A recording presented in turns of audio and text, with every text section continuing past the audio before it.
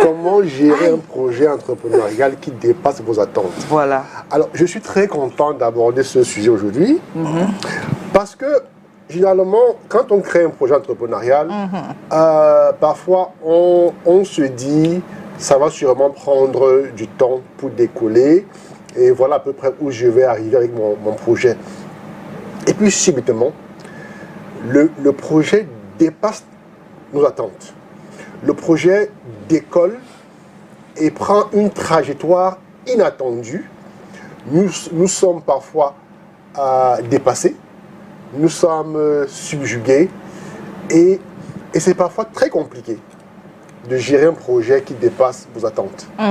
Parce que vous ouvrez votre petit restaurant et vous vous dites j'aurai tous les jours 50 personnes, je vais vendre mes 50 plats et je reste tranquille.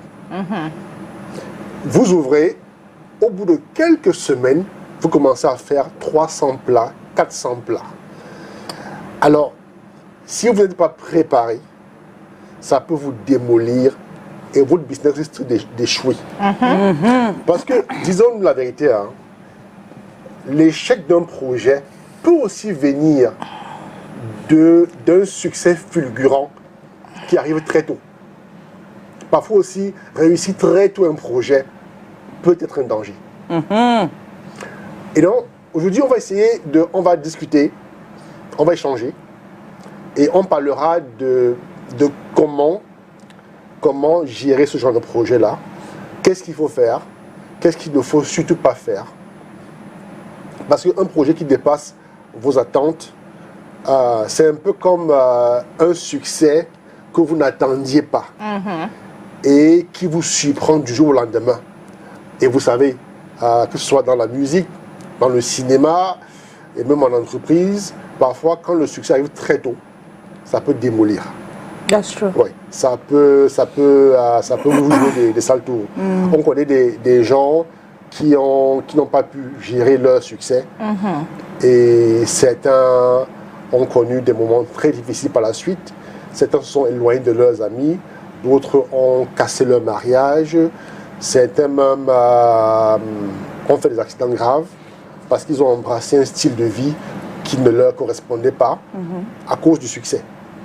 Donc, quand un projet entrepreneurial devient trop important, quand il dépasse vos attentes, on parle pas ici de 1% d'attente. Hein. C'est-à-dire que vous créez un projet et un projet où vous attendez peut-être à faire par mois, le mois peut-être 25, 30 millions, vous devez faire 100 millions. Vous voyez, sans transition. Un restaurant où vous attendiez à avoir par jour 50 clients, vous démarrez avec 200, 300 clients.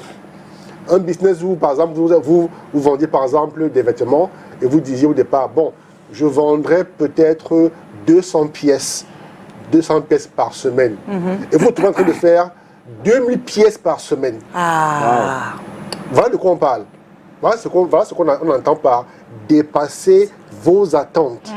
Ça veut dire que vous ne vous retrouvez plus dans votre propre business. Voilà. À ce moment-là, comment on fait? Comment on gère ça? C'est ça. C'est ça qu'il s'agit aujourd'hui. So sometimes you go out, set up your business, and you believe you're going to have, you anticipate, you make your forecast, you know. But fortunately for you, business works so well that you exceed your expectations. And usually when you exceed your expectations in business, it's a danger, it's even a threat. Because overnight success can be disastrous. We've seen a lot of people who became very successful overnight and they could not handle it. Because it may even change your personality. It may give you a lot, a level of value that you never expected. And so how do you handle that? So that's what we're going to discuss today. But what I want you to know is that when you set up a business, you can hit your target. You can reach you can achieve your goals, sometimes very fast, sometimes too soon. Just like you can achieve the goals later. But where it's maybe surprising is when you hit your goals before you can even imagine what's going on. Yeah. Yeah. And so there are ways to handle that. And you may not always be like the right person to handle your business when it begins to exceed your expectations. Yes. Okay. Sometimes if you are qualified to manage your business at a small scale, and then it goes too high, too fast, maybe it's time for you to shift and hire somebody else who has the experience, who has the business acumen to handle that level of business. Because it's not because it's your business that you're always qualified to handle it. Let's be clear with that. You may be qualified, maybe, let's say it's a restaurant, you may be qualified maybe to handle a restaurant with maybe 50 people, 50 clients per day, or 100 clients per day. Now, if you move to 400 clients a day, it's no longer the same thing. So maybe at that moment, you should have the wisdom to say, okay, let me step down at this level because this business is no longer my scope. I can no longer handle it. Because if you insist on handling it, you may make so many mistakes and you may not be up to the task. Because the skills of the promoter should match with the scope of the business. The way you handle a small business of 10 million francs CFA is not the same way you handle a business of 100 million.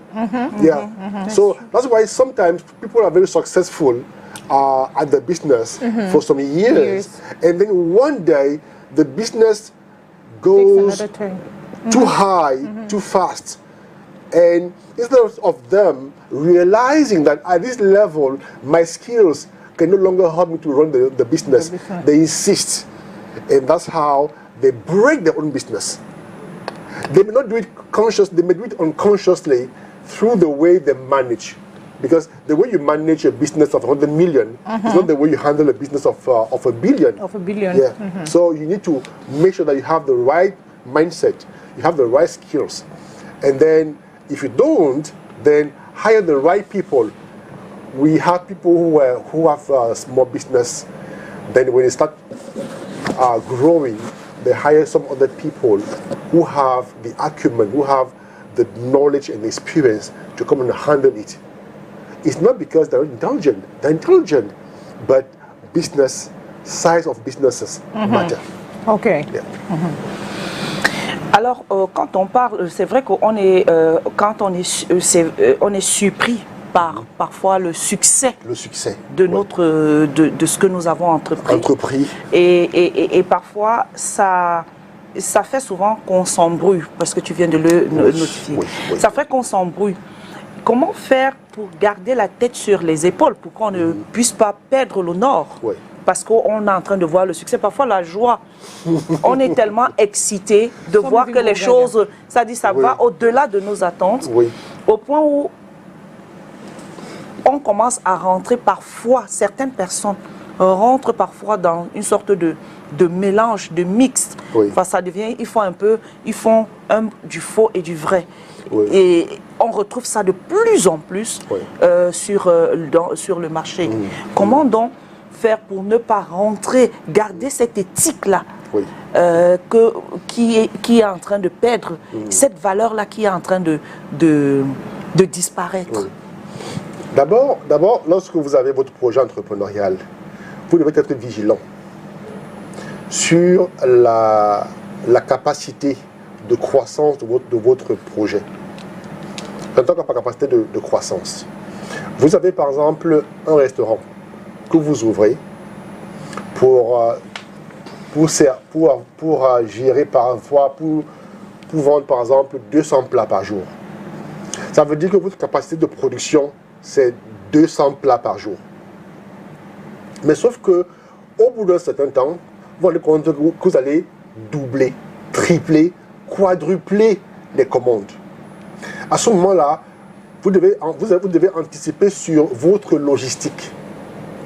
Est-ce que ma logistique actuelle me permet toujours de gérer 1000 plats, alors qu'au départ, elle avait été conçue pour 200 plats? Vous avez par exemple un restaurant qui est un espace. C'est un espace qui a compris entre 4 murs. Alors, est-ce que je vais agrandir? Non, pour agrandir, quelles sont les compétences qu'il me faut pour pouvoir agrandir? Et quand je vais agrandir, comment est-ce que je vais continuer à maintenir la qualité? Parce que quand vous passez par exemple de 200 à 1000 plats, c'est parce qu'effectivement vous avez un service de qualité. C'est parce que vos plats sont très bons. Vos plats sont très bien préparés et vous livrez avec professionnalisme. Maintenant, lorsque le business grandit, il faut maintenir ce niveau de qualité-là, qui est très important, qui en fait est votre marque de fabrique.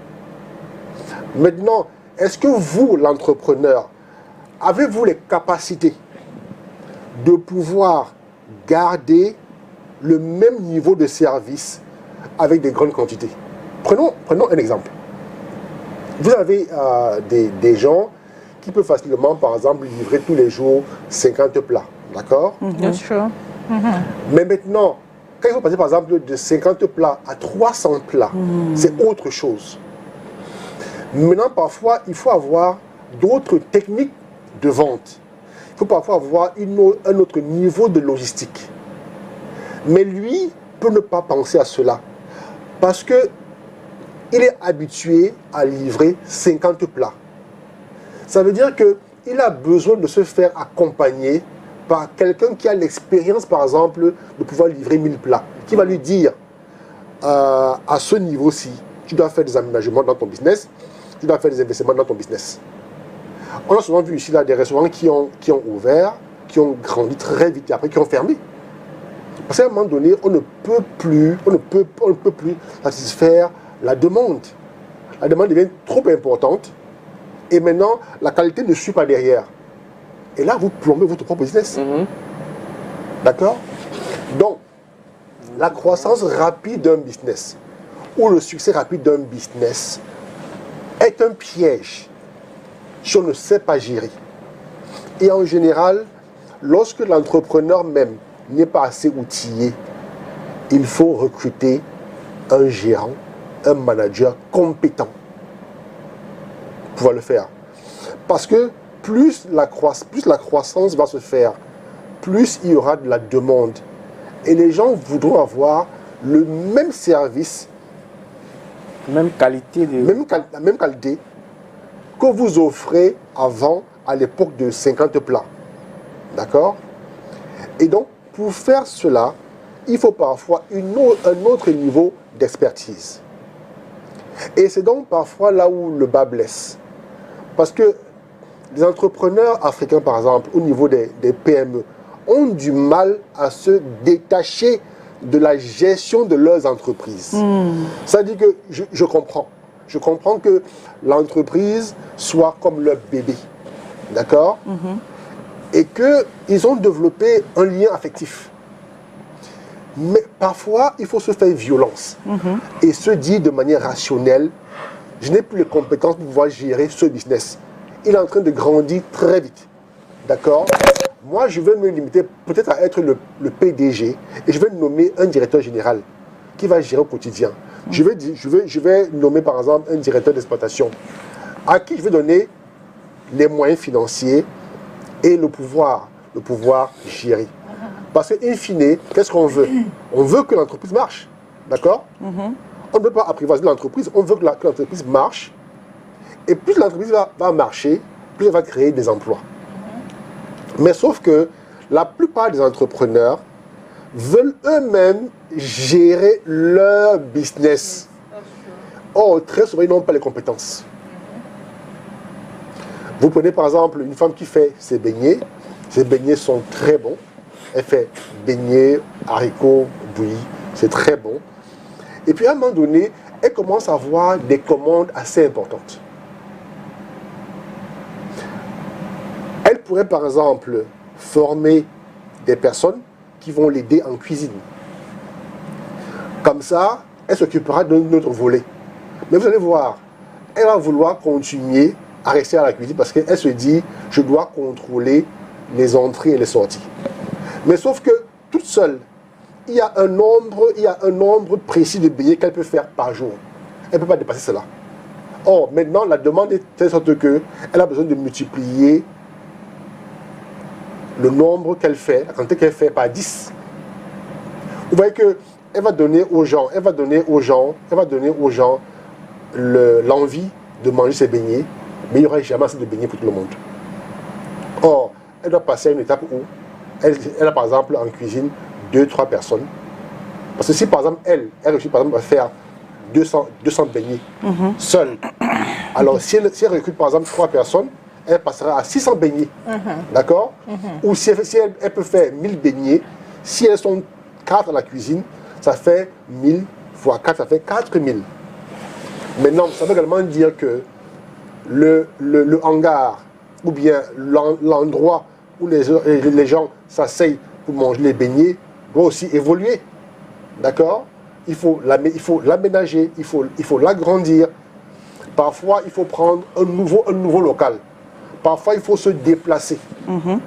Parfois, il faut maintenant créer un service de livraison dans les bureaux où on va livrer les beignets, la bouillie et le haricot aux gens qui veulent bien manger. Mais elle ne fait pas ça. Elle va se limiter toujours à faire ses 1000 beignets. Et que se passe-t-il? Son succès devient un piège pour elle. Donc, c'est pourquoi il faut toujours se rapprocher des experts. Quand un business grandit très, très vite, quand il dépasse vos attentes, essayez de vous projeter. J'ai fait mes plans sur 5 ans. Mais voilà que mon business, avant 5 ans, dépasse mes attentes. Okay. Qu'est-ce que je fais? Est-ce que j'agrandis? S'il faut agrandir, est-ce que j'agrandis en diversifiant ou bien j'agrandis en me spécialisant? Parce qu'il y a des business qui, au départ, vont grandir très très vite, mais après vont atteindre un niveau de stagnation où l'entrepreneur doit soit diversifier, soit se spécialiser. Et quand l'entrepreneur se spécialise, ça veut dire qu'il a trouvé une niche qu'il va satisfaire. Mais s'il ne le fait pas, à un moment donné, il va grandir, atteindre un niveau et puis redescendre. D'accord? Donc pour éviter cela, il faut pouvoir anticiper. Mais l'entrepreneur parfois n'a pas les compétences intellectuelles pour pouvoir anticiper. Et il doit donc se faire accompagner par un conseil, par des consultants dont la spécialité, c'est de pouvoir étudier le marché et de faire des projections. N'oublions pas que le marché est dynamique et que ce qui marche très fort aujourd'hui peut ne pas marcher demain. Or, il faut se mettre dans la mouvance de comment je fais pour que ce qui marche aujourd'hui marche encore demain. Comment dois-je m'adapter aux exigences du marché? Quelles innovations je peux faire dans 2 ans pour que je reste sur le marché?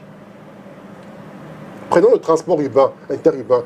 Il y a plusieurs années, quand les bus arrivaient, les bus climatisés, c'était une innovation. Parce qu'on était habitué à voyager avec des bus non climatisés. Alors, qu'est-ce que certains promoteurs ont fait? Ils ont créé 2 types de bus, 2 types de services de transport. Ils ont appelé l'un des bus un bus classique. C'est-à-dire c'est pas climatisé, et l'autre climatisé. Et après, quand plusieurs agences ont commencé à avoir des bus climatisés, ils se sont dit, bon d'accord, maintenant, la climatisation n'est plus une innovation. Mais ce qu'on va faire, c'est que le bus VIP aura un service de restauration. Voilà. Allez, quand vous montez, on vous sert à manger. Du pain saucisson. Si c'est le matin, c'est déjeuner. Si c'est le soir, on vous sert une petite grillade. Mais après, on se rend compte que tout le monde peut faire cela. Et que ceux qui ont gagné les parts de marché importantes, rapidement, se sont vus rattraper. Parce qu'il suffisait seulement d'acheter un beau bus, mettre la clim, prendre une hôtesse qui va servir. On appelle ça VIP. Vous mettez les mêmes prix que tout le monde. Voilà. Et maintenant, qu'est-ce qu'ils ont fait? Maintenant, ils ont créé un autre service.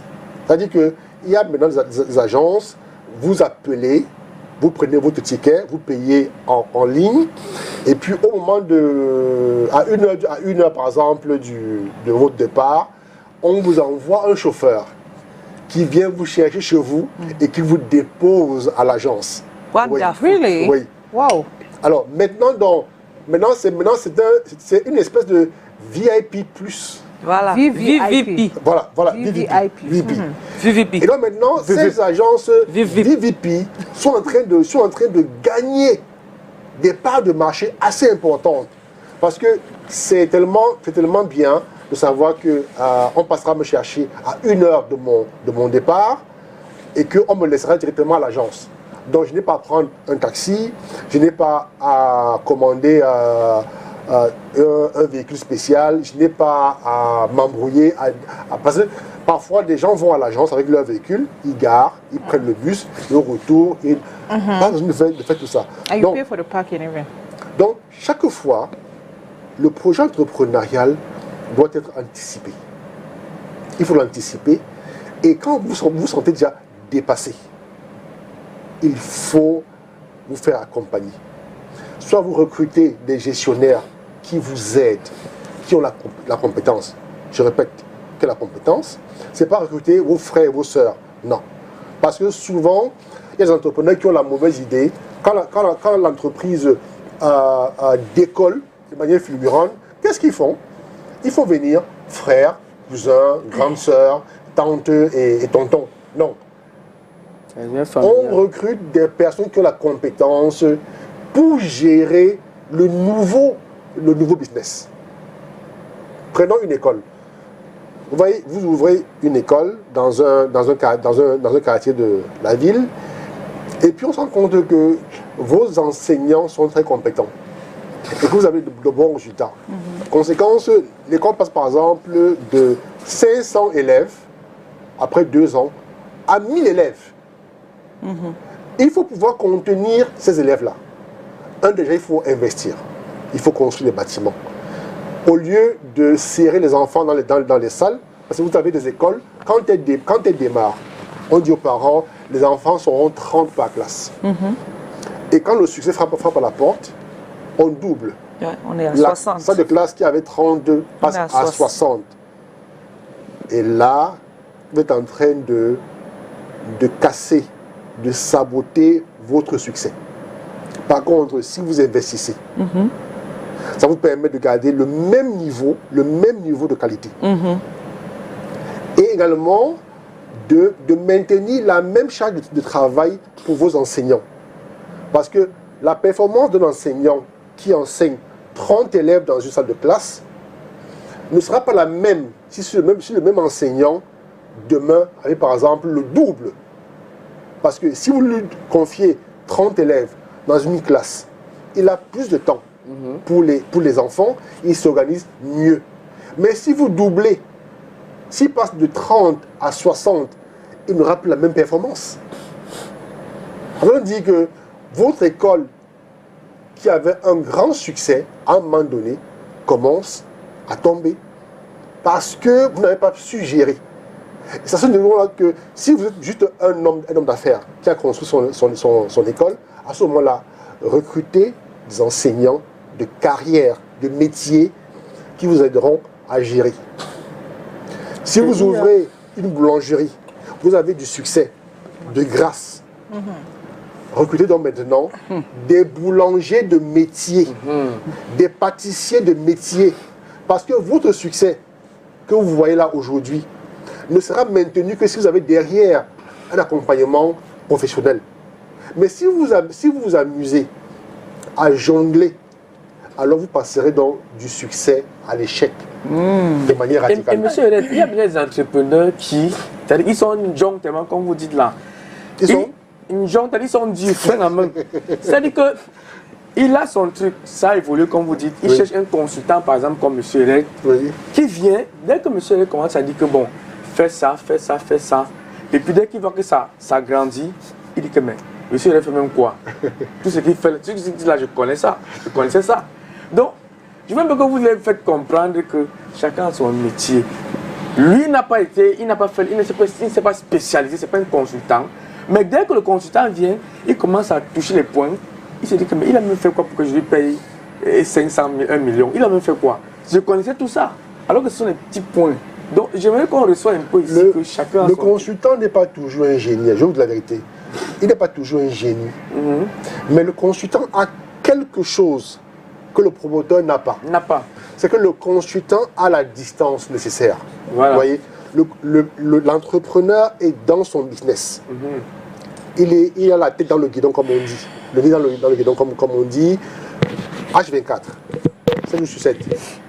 Par contre, lorsque le consultant arrive, le consultant a de la distance. Il voit les choses de l'extérieur et puis il entre à l'intérieur. Et cette distance-là lui permet de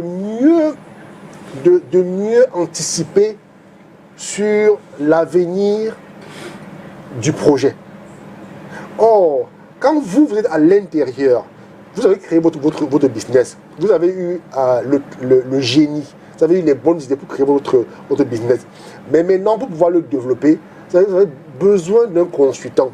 Celui qui viendra et qui va pouvoir analyser le marché, vos forces et vos faiblesses.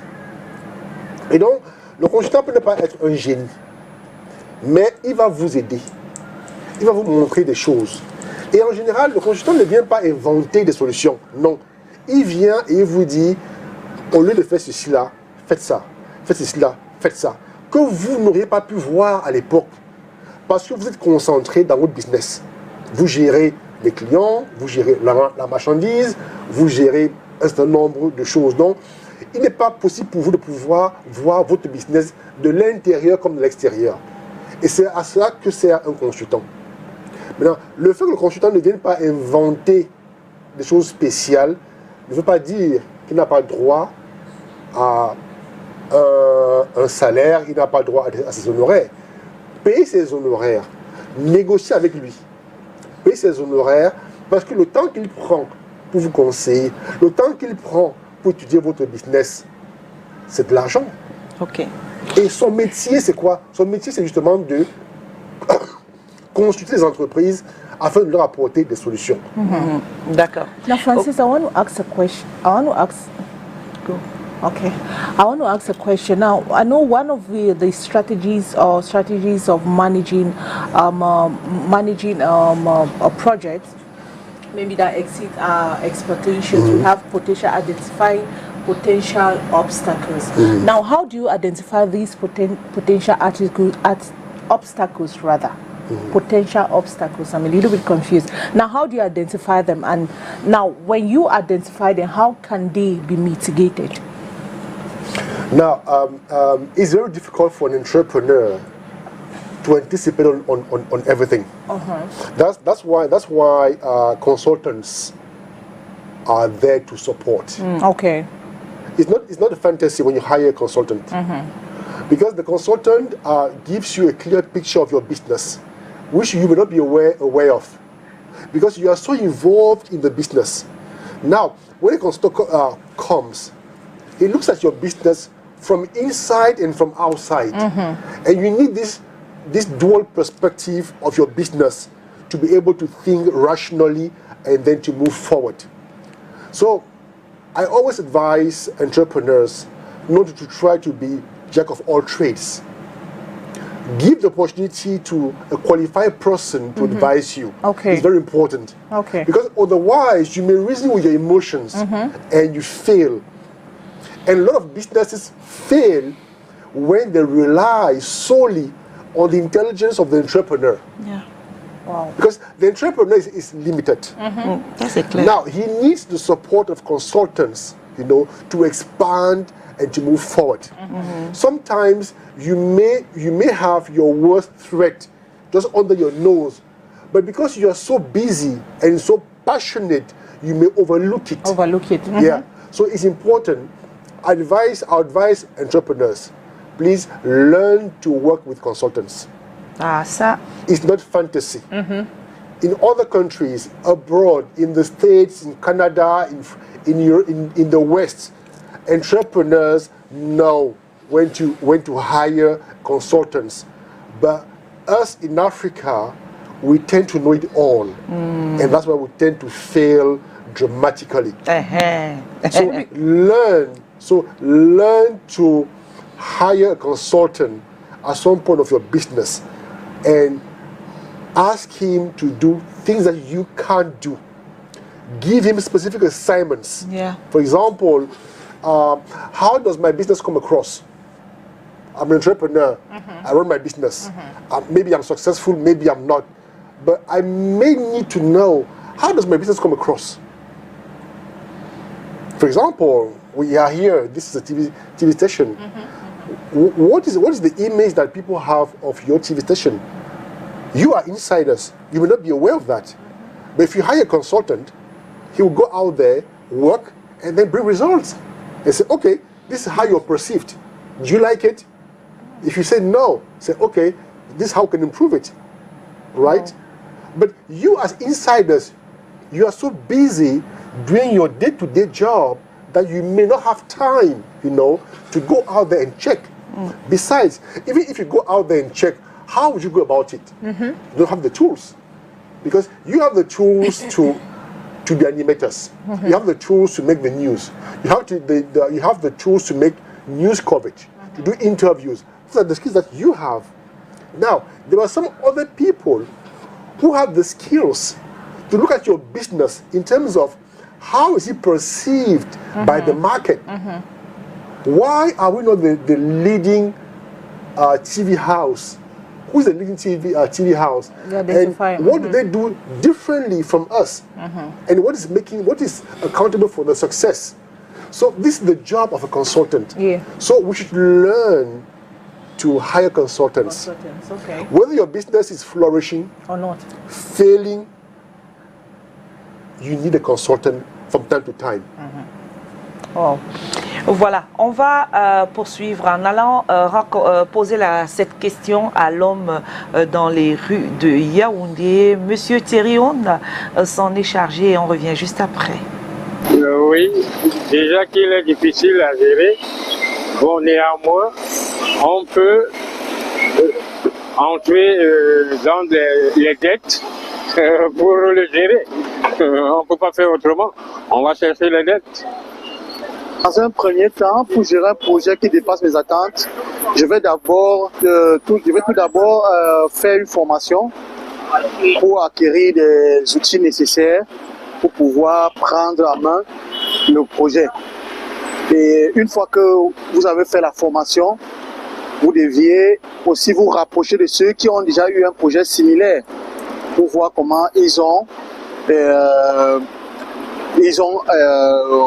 opéré dans le processus de l'entrepreneuriat.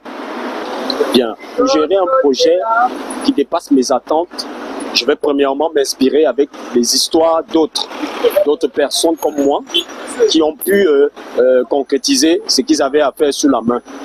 Par exemple, je vais parler des grands comme Microsoft, Google et autres. Particulièrement, je m'intéresse à Google, qui est devenu le grand géant dans le système éducatif. Personne ne peut s'en passer de Google dans les recherches, dans quoi que ce soit. Mais comment ont-ils fait pour en arriver là? La question est bien posée. Ça veut dire ils ont eu à travailler avec d'autres, ils ont eu à comment dirais-je, tricher ou bien copier quelque part pour en arriver à ce niveau. Et aussi, en voulant envisager d'autres choses, mettre Dieu devant. Pourquoi? Parce que c'est lui la source principale de tous nos revenus. Si quelque chose nous dépasse, l'or et l'argent, il est dit dans la Bible que l'or et l'argent l'appartiennent. Donc, nous appuyer sur lui et sur l'expérience des autres nous donnerait à réussir tout ce dont on nous demande. Oui,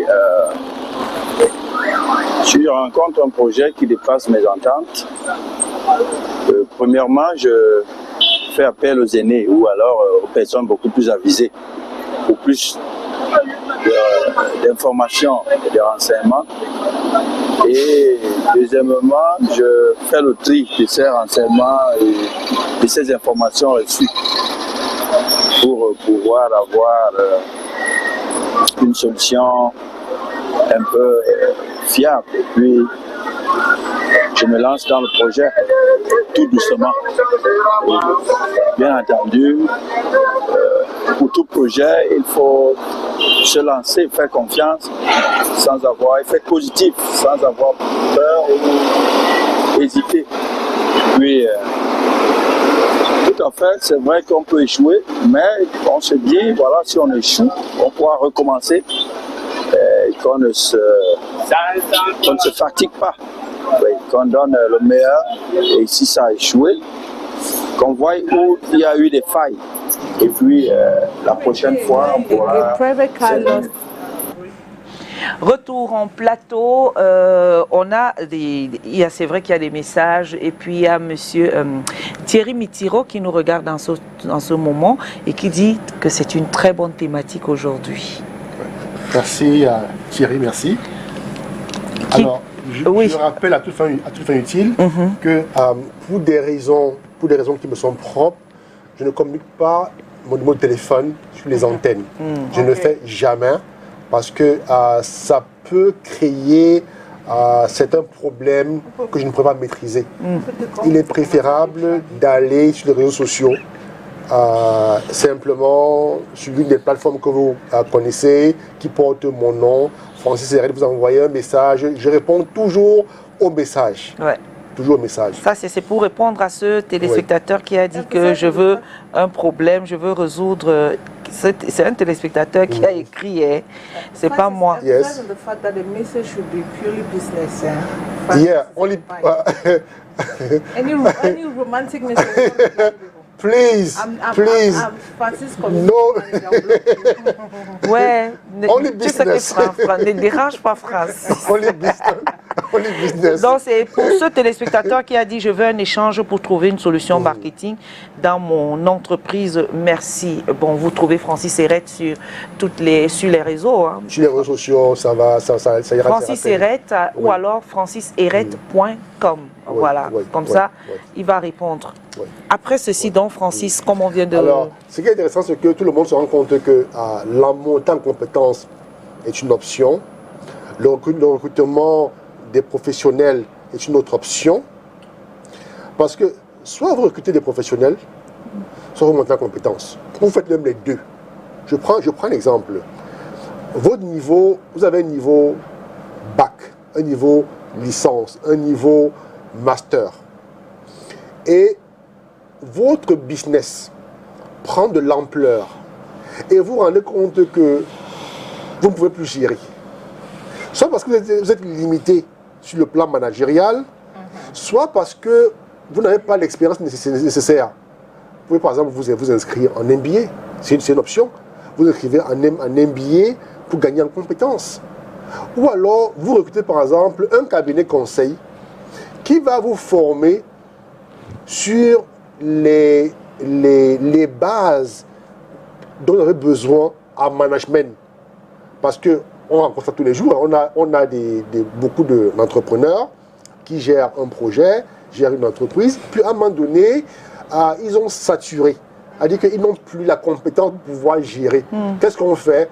On leur dispense des cours, des enseignements, on leur fait des ateliers pour pouvoir les accompagner, gagner en compétences. Et après, on leur dit, comme vous ne pouvez pas tout maîtriser, d'accord? Maintenant, vous accompagner par des personnes très pointues. Par exemple, au niveau des finances, ne faites plus confiance à des gens qui vont bricoler. Comme vous êtes en train de prendre de l'ampleur, maintenant, cherchez un financier de métier. Aguerri. Au niveau du marketing, maintenant, cherchez quelqu'un du métier marketing. Au niveau de la supply chain. Comme ça, vous, avec vos compétences maintenant un peu plus pointues, vous allez pouvoir, par exemple, collaborer avec ces personnes-là afin de pouvoir leur donner le meilleur pour qu'ils puissent maintenant exceller dans leurs rôles différents. Et c'est comme ça que parfois, vous voyez une PME qui passe par exemple de 200 employés à 500 employés.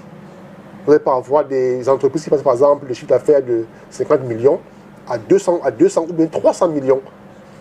Parce qu'ils ont professionnalisé l'entreprise. Au niveau de la vente, ce ne sont plus les cousins ou les enfants de nos amis qui font la vente. Désormais, c'est des vendeurs, c'est des commerciaux professionnels. au niveau des finances, ce n'est plus notre meilleur ami qui gère nos finances. Maintenant, on a pris quelqu'un qui a fait des études en finance et qui sait comment gérer l'argent dans une entreprise. Mais ça peut toujours être l'ami qui a des compétences de... Cependant, si l'ami a les compétences, c'est pas un problème. C'est pas un problème. Par exemple, désormais, on ne fait plus les campagnes marketing en famille.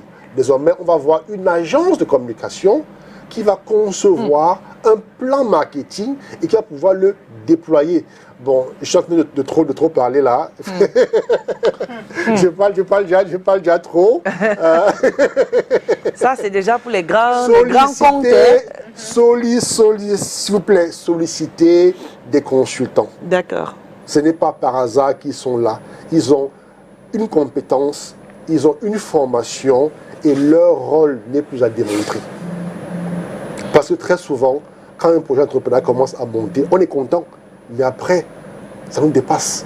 On ne peut plus gérer. Et c'est souvent malheureux de voir comment une entreprise qui, au sommet de son succès, commence à dégringoler. C'est parfois très triste. Est-ce qu'il y a une plateforme pour avoir les consultants à tous les niveaux? Hey, Tonton Calvino. Alors, moi je suis coach d'entreprise et je suis consultant. Il y a des domaines où je ne peux pas intervenir, par exemple la finance, le marketing, et je connais des consultants calés en finance, en marketing, que je peux par exemple recommander. C'est du bouche à oreille. Voilà. Francis, now you talk about, I think, project budget. Yes. Now, what do you do if your project budget is exceeding your expectations? Because I'm talking based on my own experience. Yes. Let's say, for example, like, I was so excited. I'll still come back to this, even though it's not the only business I do.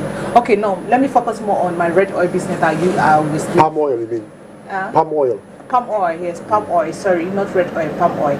Now, I had a certain amount of money that I invested in it, and that was all. But I realized now that, yes, like, it was, you know, this success, like, it was progressing. Yes. But unfortunately, I didn't have the cash. Now the question is, what do you do if your project budget is exceeding your expectations? You can partner. You can partner. Because partnering does not mean losing your business. Because a lot of us are afraid of partners. Okay. You may have a financial partner.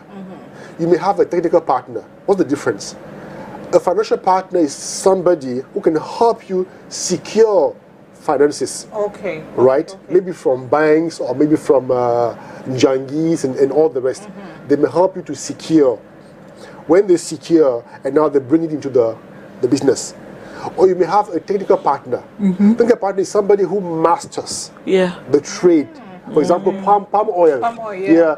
It could be one of your aunts, you know, in the village, who masters the trade to tell you, this is how you choose the best oil. This is what you do to know that this oil is good or not good. Not good. And then this is the level of sales that we should have, you know, per day or per week for us to be sustainable. Yes. So you may be the spearhead of the project, you see, but you bring in a financial partner and a technical partner, so that when the business keeps growing, the technical partner will be the person to run the business because he or she masters all the details of the business. You have the idea, you have the big picture, but not the technical skills per se. Right? And for a business to grow, you need to combine this financial aspect and technical aspect. Technical aspect. Yes. Voilà, nous arrivons au terme de cette émission. Ce rendez-vous, c'était super intéressant. Donc, que retenir, grosso modo, Francis Hérette? Alors, quand vous lancez un business, soyez vigilant. Ne laissez pas le succès de votre business vous monter à la tête. C'est bien beau de se vanter en disant, écoutez, j'ai une entreprise qui est passée de 200 à 600 millions de francs CFA en 2 ans ou en 3 ans. C'est bien beau de le dire. Mais après qu'on ait dit ça, est-ce qu'on a l'accompagnement nécessaire? D'un. Et de deux, votre business a beau être votre bébé que vous choyez. Mais à un moment donné, soyez aussi capable de laisser aussi d'autres personnes avec leur expertise venir vous aider à faire grandir le business. Parce que souvent, notre amour, notre passion ne suffisent pas. Vous voyez, et parfois on peut tuer notre propre business, pas de manière volontaire, hein, mais de manière inconsciente, en prenant de mauvaises décisions. Donc, soyez vigilants. Et puis, de grâce, mes frères et sœurs, commencez à recruter des consultants qui vont faire du travail de professionnels. Je n'ai pas dit des amis, des consultants qui vont faire un travail professionnel pour pouvoir vous aider à avancer. Voilà, c'était mercredi entrepreneuriat avec Francis Hérette qu'on ne présente plus. Vous pouvez le retrouver sur les réseaux sociaux francisherette.com ou encore sur Facebook Francis Hérette. Sa page c'est francisherette.com. Coach d'entreprise et écrivain à ses temps perdus aussi. Il transmet son savoir aux entreprises et aux personnes qui sont intéressées par l'entrepreneuriat. Merci d'avoir été des nôtres, chers téléspectateurs. Et demain, c'est un autre jour où on sera en compagnie du révérend Messina. Ce sera le jeudi spirituel. Cathy, tonton Calvino et moi, on va se retrouver tomorrow. See you tomorrow. Ah, voilà, demain. Allez, Restez en compagnie des programmes de STV. Dieu vous bénisse. Ciao.